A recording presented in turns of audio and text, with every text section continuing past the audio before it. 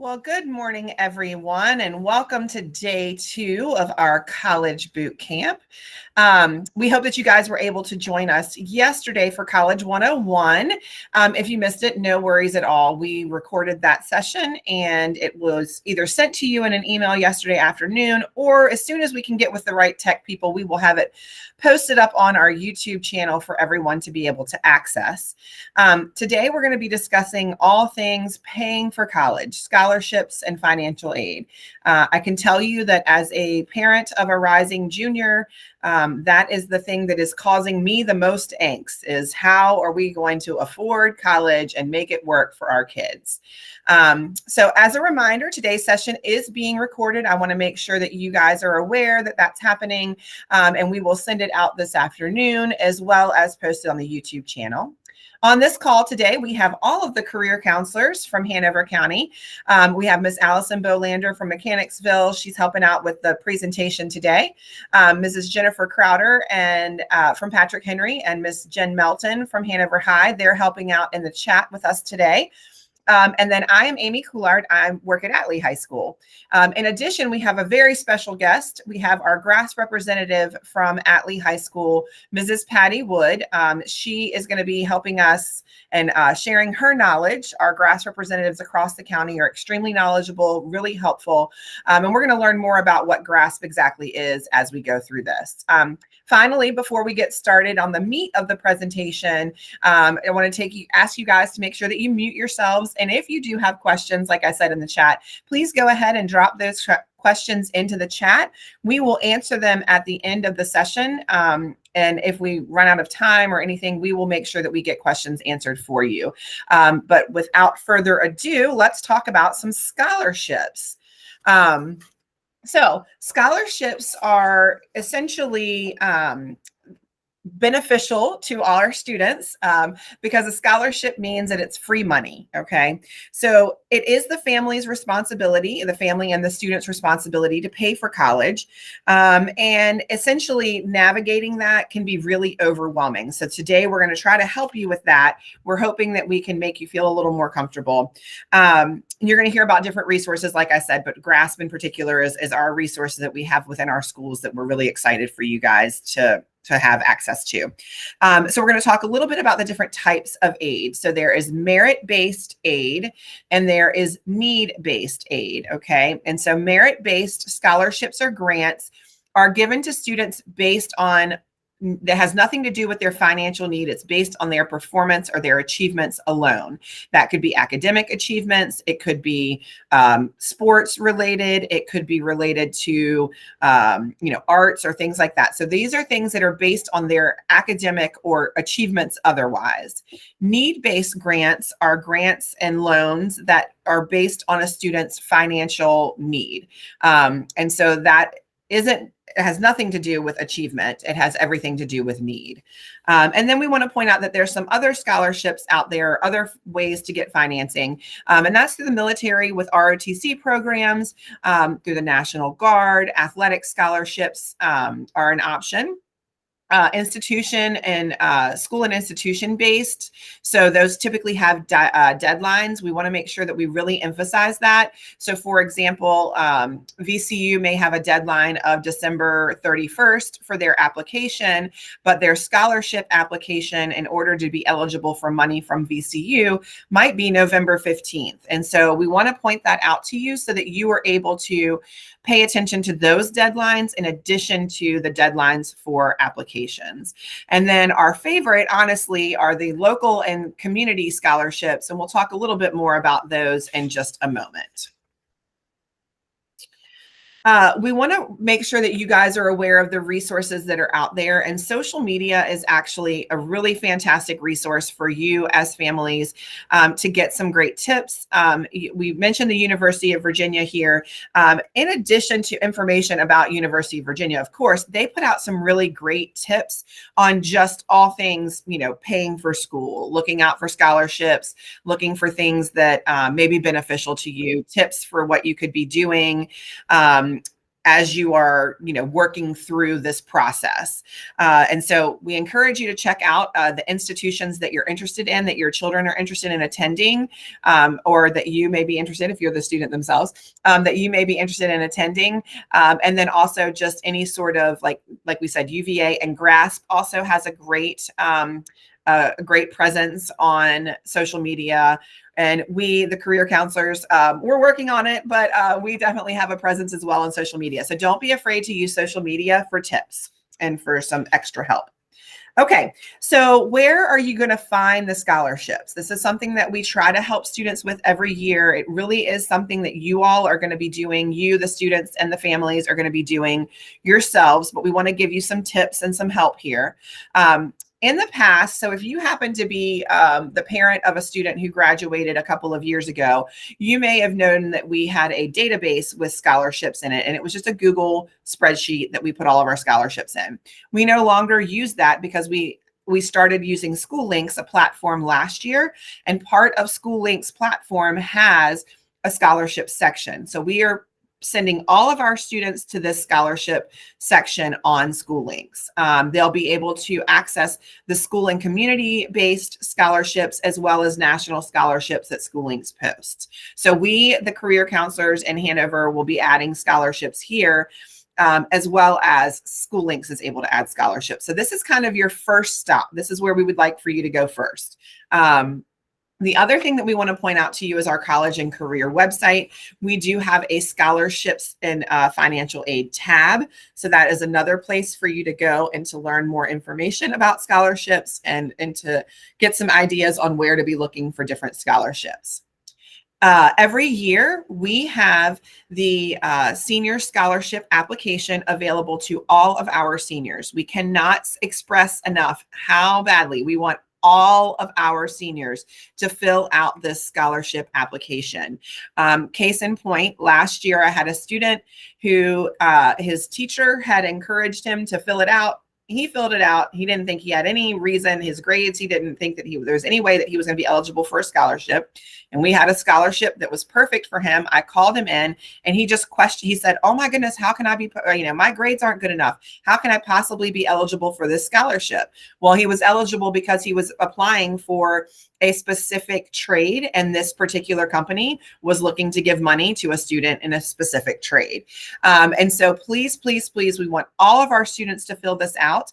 You have until December 31st to fill this application out. The students should be filling it out.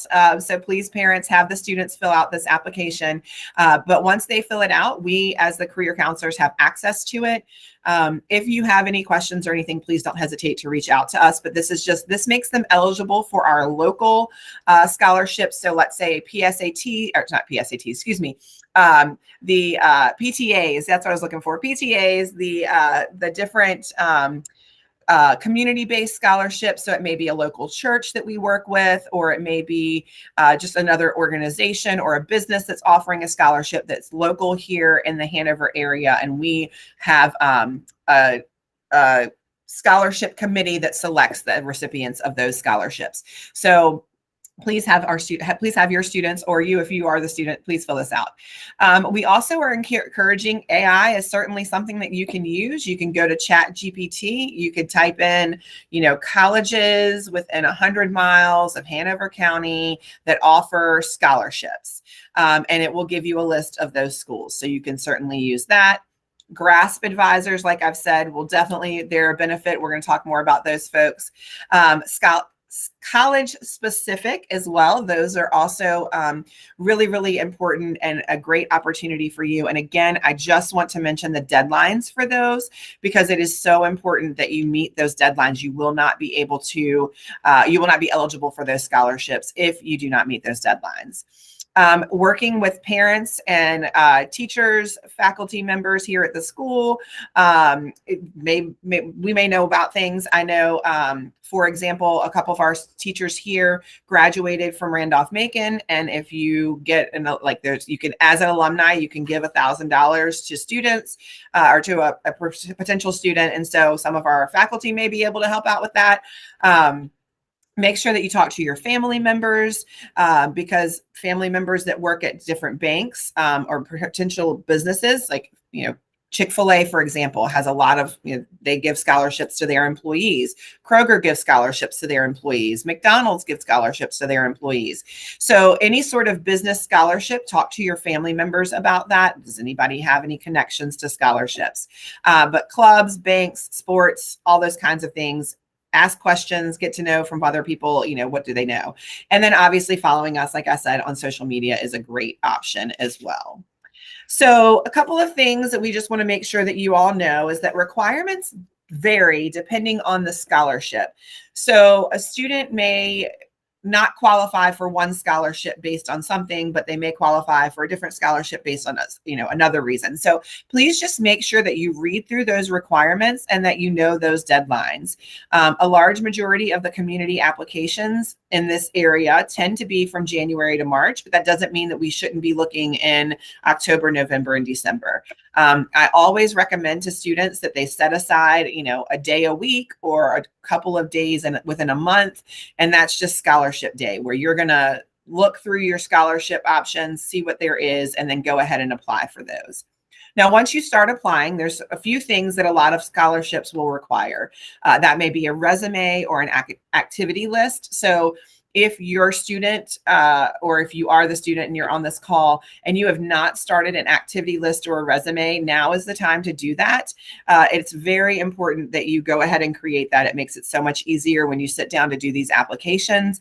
You won't forget that time that you volunteered for 45 hours at the summer camp. So you should be making that and updating it as you go. They typically will ask for a copy of your high school transcript, and a lot of them will ask for a personal essay or some sort of, community impact statement, or, who's someone who's impacted your life, that kind of a thing.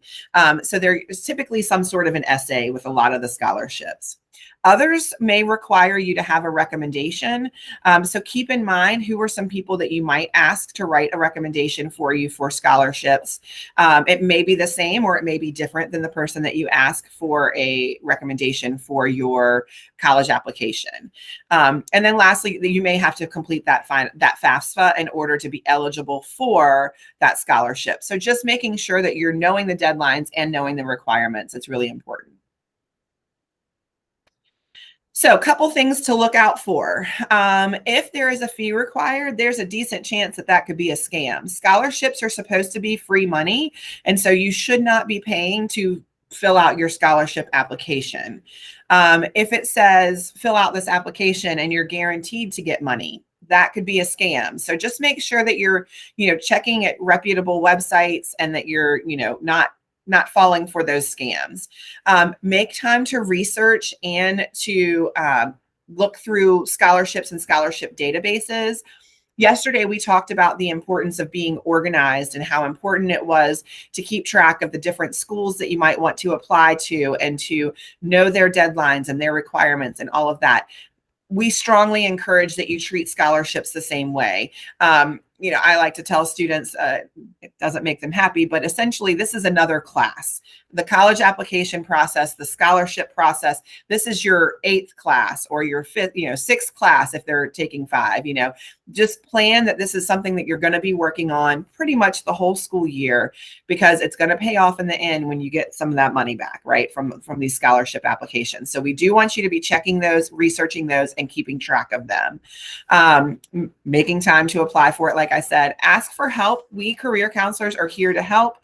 Certainly our GRAS representatives are here to help. Their caseload counselors can help them out, but please ask for help. Don't, sit there floundering, not knowing what to do. If you can't figure out where to start, reach out. Someone can help you.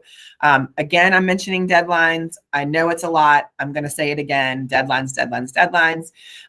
Talk with our GRAS representatives early in the school year. And then financial aid is given out on a first come, first serve basis. So we're keeping that in mind. Be the first to submit those scholarship application and that FAFSA and things like that, so that you are at the top of the list of someone to get that money. Okay. And now we're going to move on to Ms. Wood, who, like I said, she's our GRAS representative here at Atlee, but she's been doing this for a long time and she is a wealth of knowledge. So take it away, Ms. Wood.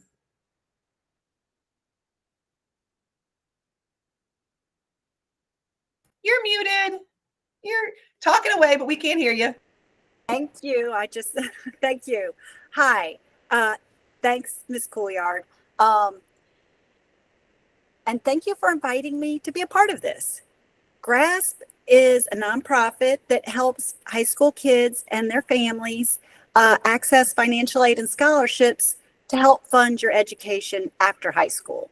And that could be education at a community college, at a four-year college, or a skill training school. As Ms. Couillard said, we have GRASP advisors in all of the Hanover high schools, and in fact, in every public high school in the greater Richmond area. GRASP advisor services are free and confidential. So come see us. We're here to help you. And here are the names and contact information for the advisors at each high school.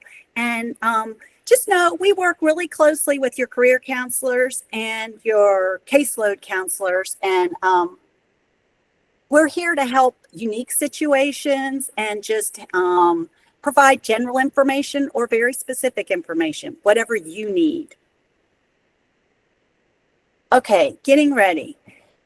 When you apply to college or community college, you're sort of on a journey that has two parallel tracks, and one is the admissions track and one is the financial track. They have different deadlines and they work a little differently. The two will intersect when the student is accepted to a school and decides to attend it. Each track, as I said before, has its own deadlines, its own forms, and its own language. Your GRASP advisors' knowledge and skills are to help you with the financial track. Where do you start on the financial aid track? First of all, have a realistic goal or target in mind by having a reality check conversation with your family or as a family. That is so helpful, and it's really good to do it early on in the process so everybody knows what you're thinking about and what seems realistic and good options for your family. Talk about your family philosophy. Some families might say, we want to do this in the least cost way possible. Some families may be very comfortable with their student taking on loans or their family taking on loans, and other families might not be comfortable with that. Identify all the available resources. That includes filling out the FAFSA, scholarships, maybe relatives. Maybe you decide you want to get a job the second half of your senior year or your whole senior year, or maybe after a conversation, the student realizes they want to work more hours during the summer than they thought, because you can save a lot of money from your summer job. And come up with a protection plan. If your first choice doesn't work out, what are you going to do? If you line this up front, it is so much easier to deal with things that happen that weren't as you anticipated. And I really advise people, as part of the protection plan, to apply to a wide variety of schools. And what I really mean is include one school where you feel like it's almost a sure thing that you'll get in. Financial aid is definitely not one size fits all, but there are a few things that hold true for everyone who wants financial assistance. And that is that you need to file one of the following applications. And for most every student in Hanover, or for the vast majority, they will file the FAFSA, the Free Application for Federal Student Aid. The best way to fill it out is online, and I'll get into lots of detail about it. The other form that you could fill out if you're not able to fill out is the VASA. And that is an alternative to the FAFSA for Virginians who have a non-immigrant visa or undocumented or have a DACA status or otherwise ineligible to file a FAFSA. We have someone at GRASP who can help students who are in this situation or think the VASA is their best option. So reach out to your GRASP advisor at your high school, and they can put you in contact with Ms. Conchi Alvarez, who helps our students who have questions, because this can be pretty challenging. So there's another document that I want to talk about, our financial aid form, called the CSS profile. It's the second financial aid form. The first one, the FAFSA, takes about 25, 30 minutes. This form requires a lot more information about more assets, and it creates a much bigger picture of the financial resources available or in a student's family, available in their family. And but only 5 schools in Virginia require this. It's UVA, William and Mary, University of Richmond, Washington and Lee, and Patrick Henry. Your FAFSA advisor can help you with this too. I meant your GRASP advisor. Let's take a closer look at the FAFSA. I would say filling out the FAFSA is never a waste of time. And there are 2 reasons I say that. One is because, well, first of all, it is the key to tap into financial resources.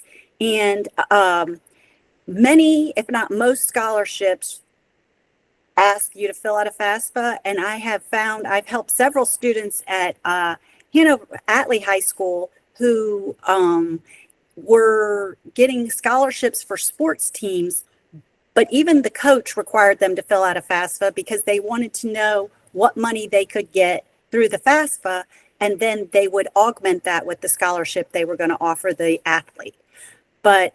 And the second reason I say it's a really great form to fill out is because every single student who fills out the FAFSA qualifies for a $5,500 student loan their freshman year.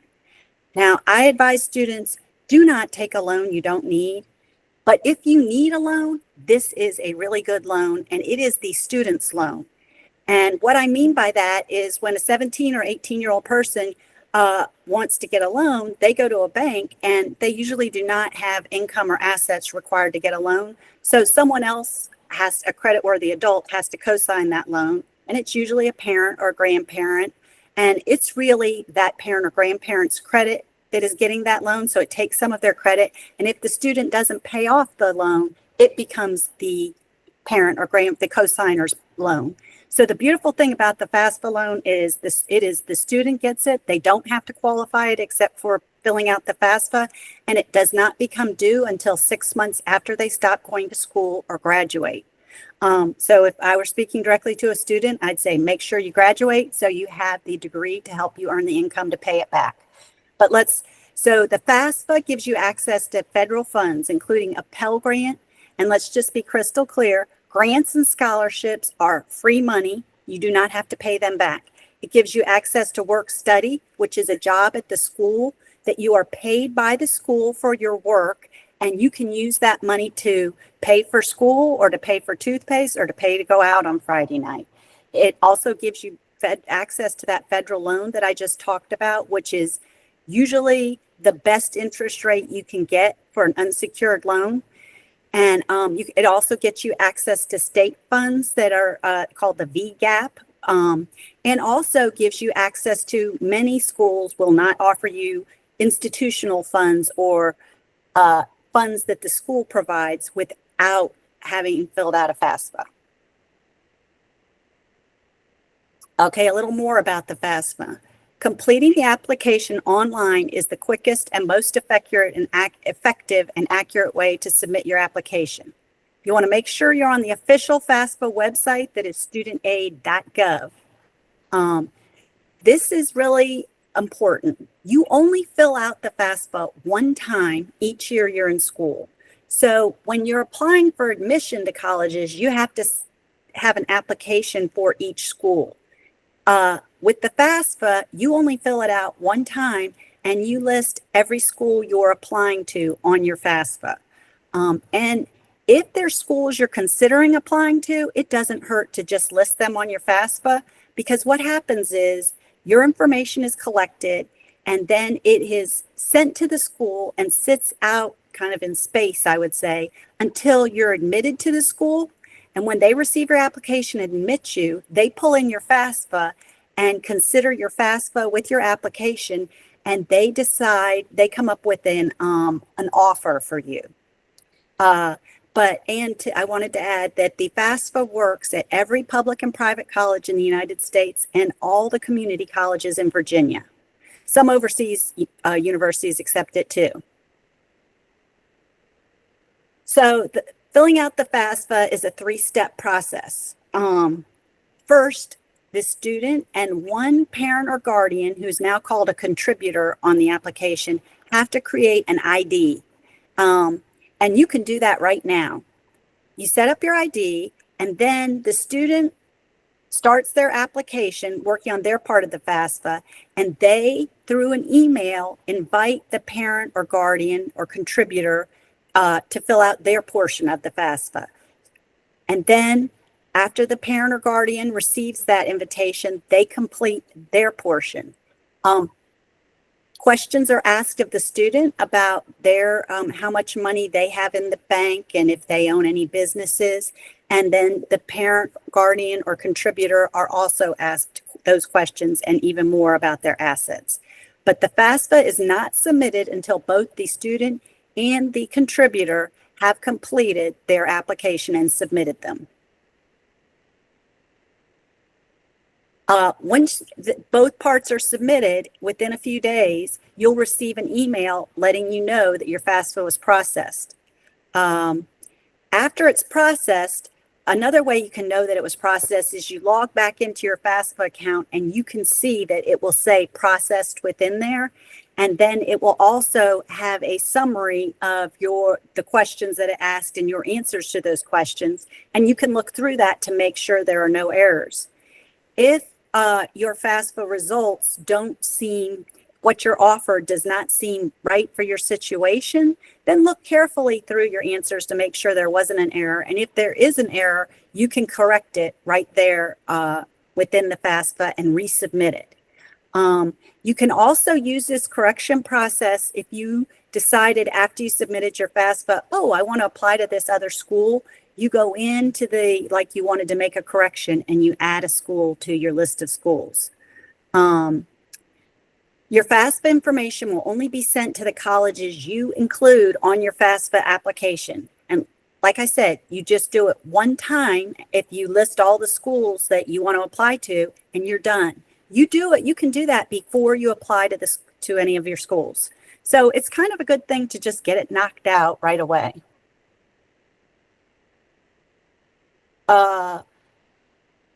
After, I sort of alluded to this before, after your FAFSA is submitted and the school has received your application and said and decided to accept you, they will evaluate your application, your FAFSA application and your admissions application, and come up with an offer, or it used to be called an award package. Now they call it an offer package. That can include grants and scholarships, which are free money. It will include the loan that you got through the FAFSA. It can include work study, which is a job at the school. And it includes the loan, the $5,500 loan that you're offered based on filling out the FAFSA. What you want to do is apply to a couple different schools and you will get different offers. And it's really smart to compare those offers and see what is the best decision for you. So as GRASP advisors, we help a lot of students in the beginning of the year and understanding what financial aid is, filling out their FAFSA if they have unique questions. And then after students hear back from schools, we get busy helping students evaluate their offers and figuring out what's the best way to compare them. If a scholarship is a scholarship or grant is renewable every year they're in school, and figure out which school really is the best alternative or the cheapest alternative for them. Each school has its own FAFSA deadline, and this is really important. You can find it out on the school's website. And they're called priority deadlines. And if you get your FAFSA application and your CSS profile in by that date, you are guaranteed to be considered for financial aid from the school. You can submit your FAFSA after that deadline. And if they haven't used up all the money the school has available, then you may still be able to get money, but it's best to just get it in by the deadline. So what I suggest students do is look at all the schools they're thinking about applying to, figure out what the earliest FAFSA deadline is, and make sure your FAFSA is submitted by that deadline. And in fact, the FAFSA is supposed to become live this year on October 1st. You could, on October 1st, fill it out and list all the schools you're considering applying to and have it done. And I also wanted to reference something Ms. Couillard said. Some schools, it's really good to look at their websites for these kind of deadlines. VCU has a program where most years it's November 1st is the deadline, but double check to see this date for this year. If you submit your application for admission by November 1st, it is considered an application for merit scholarships there. So if you are a strong candidate, a strong student, and you are applying to VCU, it could be very rewarding to get that application in by November 1st, if possible. Please let me know. Oh, yes. So what can you do today? Make an appointment early in the school year with your GRASP advisor. Talk to your family about what their expectations are. I would say consider community college as an option. It is a great option in the state of Virginia for financial reasons. And if there's a school that you are not sure if you can get in as a senior from high school, this is another way to access that school. Take inventory of what resources you have available. And I feel like this is really important. Consider applying to a school where you are a really strong candidate, because you may be offered academic merit aid. And sometimes students think, oh, but school A is my dream school. I recommend that you apply to school B also, where you're a really strong student, because you may be offered money from that school for your academic performance or your SATs. And this is a way to monetize your hard work in high school and have it pay you back. And it's good to get used to the idea of maybe school A is, I'd be so excited to go there, but if I really think it through long term, I'd rather go to school B if I can be awarded money from that school, because I'll have less debt when I graduate, or I want to go to graduate school and I might want to use some of the money that I have available to go to school for graduate school. And you can create a budget for your first year after college and try to think about how much of a loan payment you can afford. Because a lot of times it's surprising to students how much that loan repayment will limit their life. It might make it so they have to share an apartment with 3 people, or they can't get the car they want. And so stay away from loans if you don't need them. And then, as Ms. Couillard said, research and apply for scholarships. It is just work. And if you put in the time, you've got a chance to be repaid for your work. Thank you so much. Thank you, Ms. Wood. You are amazing. You always have such great information to share with us. So we're going to go to the chat now and see if we can answer some questions. And the first one is one we are definitely bouncing to you, Mrs. Wood. And it says, when there is a child of divorced parents, which parent's information is considered? It's a multiple part. So I'm going to read all of it to you. And if we need to go back and we can do that. But it says, which parent's information is considered? The parent with the primary custody, or is it the parent who's got primary custody? And then what if that parent is remarried? Does the step parent's income is that considered? This is a great question. And if you have older students, the answer has changed in the last 2 years. The way it works now is the parent who provides the most financial support is the parent on the FAFSA. And if they have remarried, their spouse also is on the FAFSA.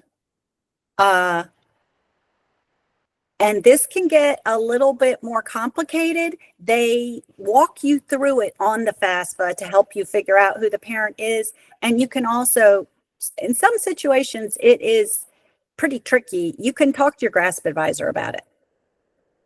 And that's Miss Wood, I believe, for you, for the person who asked. So they'll come see you. Okay, then you mentioned that any student who fills out the FAFSA gets the 5,500. The question is that subsidized or unsubsidized? Do you know? So that's a good question. The question of whether it's subsidized or not. First, I want to explain what the subsidy is. The loan does not have to be repaid. Let's suppose you got a $2,000 loan and you just took $2,000 of it because that was all you needed. And that $2,000 was, you start to pay it back 6 months after you graduate from school. Well, the amount you owe now is, let's say, $2,197. I make up that number, but the $197 is interest that was accruing while you were in school. If you qualify for a subsidized loan, you don't start having to pay back the interest till after that 6 months after you graduate. If you qualify for an unsubsidized loan, you owe $2,197 starting that first date. If you got the subsidized loan, you only owe $2,000 at that point. Your financial need determines whether you are offered a subsidized loan. If you are offered the subsidized loan, always take that loan first before you take the unsubsidized because it is cheaper. Thank you. You're welcome. Okay. The next question is, I'm assuming that juniors should not apply for FAFSA, and that's correct, right? You wait until their senior year.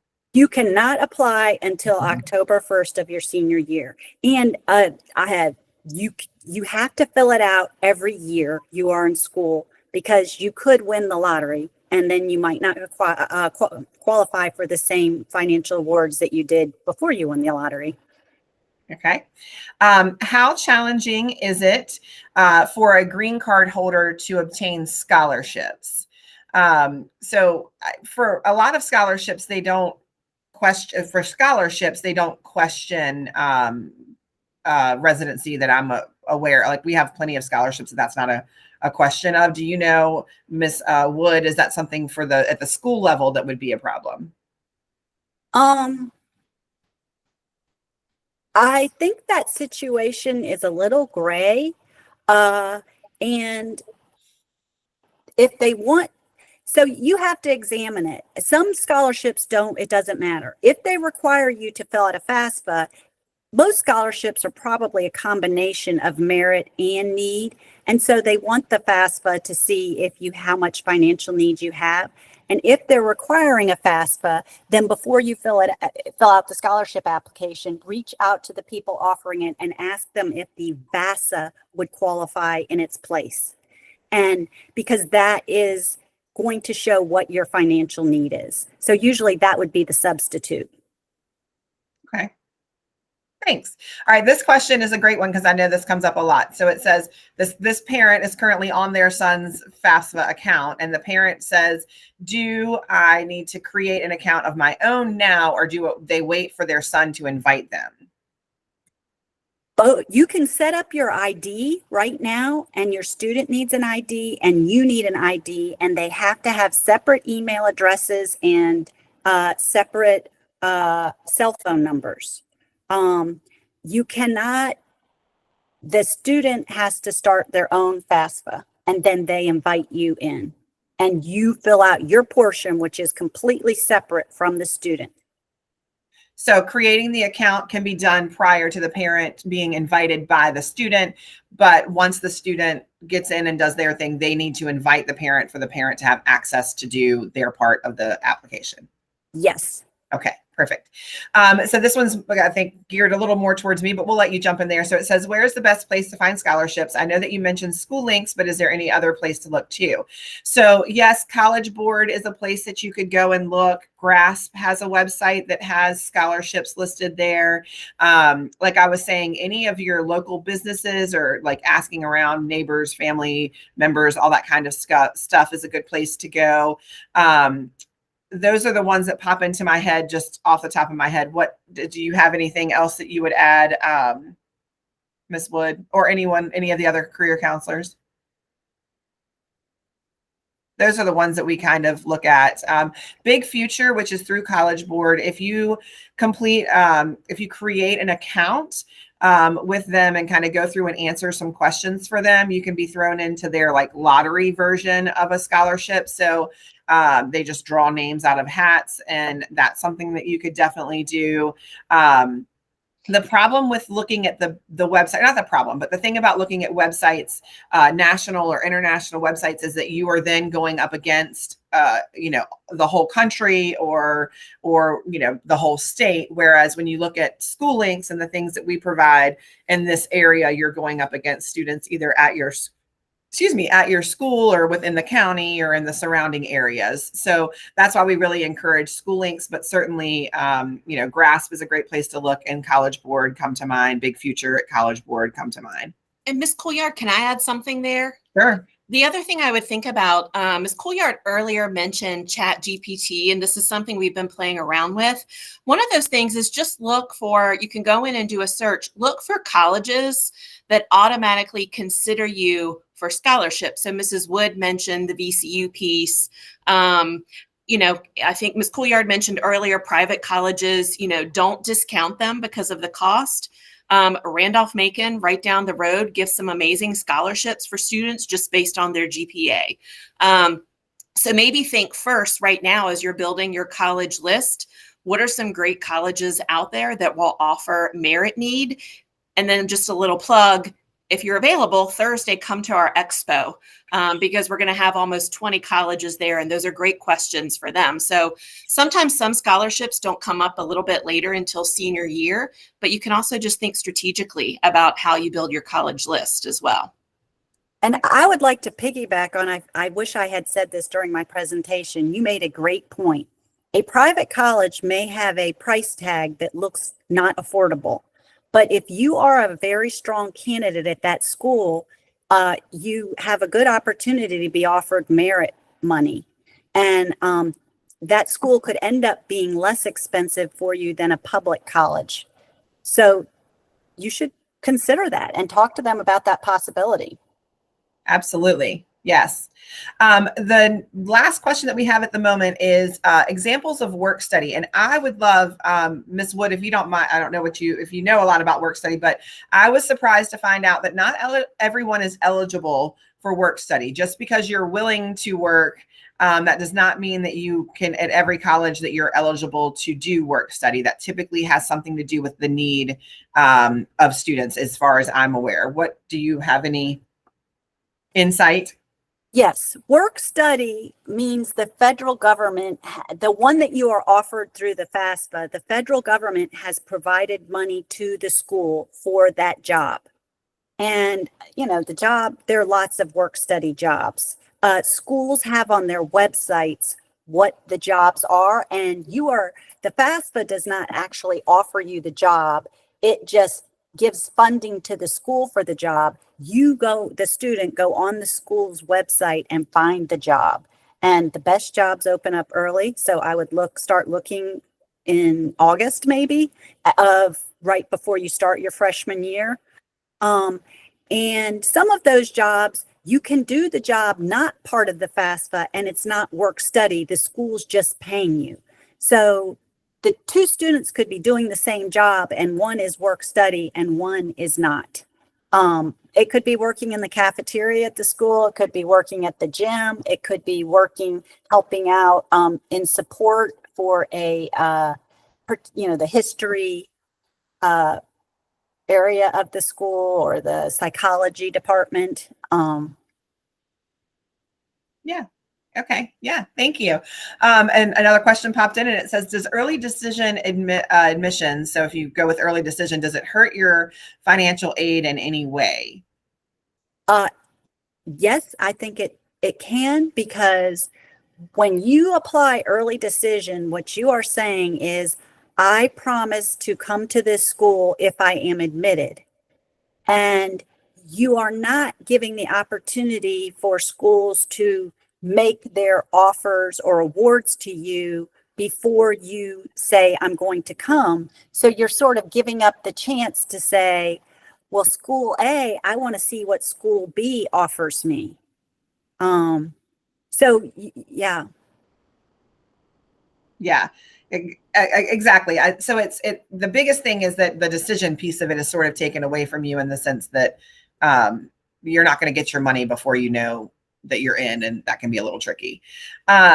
Okay, so then another question came in and it says, how early can you start applying for scholarships if FAFSA becomes available on October 1st? So school-based scholarships typically wouldn't be that you can apply to them at any time. The FAFSA is more for aid, but they do use it for some scholarships, like need-based scholarships. But if you go online and you see that a scholarship is available now, you can apply for it now, and just make sure that you're meeting that deadline. So if it's a school-based scholarship that requires the FAFSA, then obviously you couldn't submit it until after you've applied for the October 1. But if you find a scholarship, like let's say that the school has a scholarship that's just for a specific program, or let's say that you find a scholarship that it isn't necessarily related to your FAFSA, you can apply, when the scholarship application is open. And then it says, we are in the process of applying for ROTC scholarship. Do we help with those? Certainly, yes. Chat with your career counselors. We can help you guys with that. The ROTC instructors at your schools would be a really beneficial asset as well. A resource to use as well. Okay. And it looks like that is all the questions that we have received. We really appreciate you guys joining us today. Thank you so much, Mrs. Wood, for being with us and being our resident expert. Like we said, we will share this with you all through a link at the end of the day or later on this afternoon. And don't forget to join us tomorrow for our last call video session. That will be at 10 a.m. and we will do the college essay writing workshop with our friends from University of Virginia. So thank you guys so much for joining us today. We hope you have a great rest of your day, and we will see you tomorrow morning. Bye-bye.